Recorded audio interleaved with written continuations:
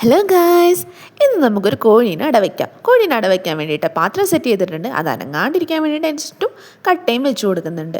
അതിനുശേഷം നമ്മൾ എന്താ ചെയ്യുന്നത് വെച്ചാൽ കുറച്ച് അറക്കപ്പൊടി എടുത്തിട്ട്, അത് അറക്കപ്പൊടി അറിയില്ലേ, ചിപ്പിളിപ്പൊടി, അപ്പോൾ അതെടുത്തിട്ട് നന്നായിട്ട് അരിച്ചിട്ട് കൂട്ടിലിട്ട് കൊടുക്കുക കേട്ടോ.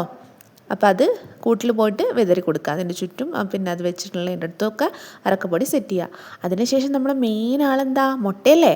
ഇത്രയും മുട്ടയുണ്ട്, 13 മുട്ട വെക്കുന്നുണ്ട് കേട്ടോ. ഒറ്റ സംഖ്യ വെക്കണം എന്നൊക്കെയാണ് പറയുന്നത്. കാരണമൊന്നും എന്താണെന്നറിയില്ല. എന്തായാലും 13 ഒറ്റ സംഖ്യയാണല്ലോ, അതുകൊണ്ട് നമ്മൾ 13 മുട്ട വെക്കുന്നുണ്ട്. ഇതാണ് നമ്മുടെ മെയിൻ ആൾ കോഴി.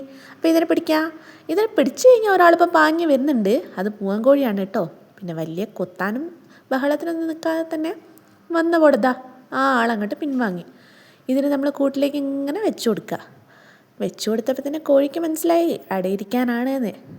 അങ്ങനെ പോയി മുട്ടയൊക്കെ 2 തട്ടൊക്കെ തട്ടി അവിടെ ഇങ്ങനെ ഒതുങ്ങിയിരുന്നു, ചിറകൊക്കെ വിരുത്തി അങ്ങനെ ഇരിക്കുന്നുണ്ട്. പിന്നെ നമ്മൾ ലാസ്റ്റായിട്ട് ഒരു കാര്യം കൂടി ചെയ്യുന്നുണ്ട്. ആര്യവേപ്പിൻ്റെ ഇല കുറച്ച് ഇട്ട് കൊടുക്കുന്നുണ്ട്. എന്തിനാ വെച്ചാൽ കോഴിപ്പേൻ വരാതിരിക്കാനാട്ടോ. വേറെ വിശേഷങ്ങളുമായി അടുത്ത വീഡിയോയിൽ കാണാം. ബൈ.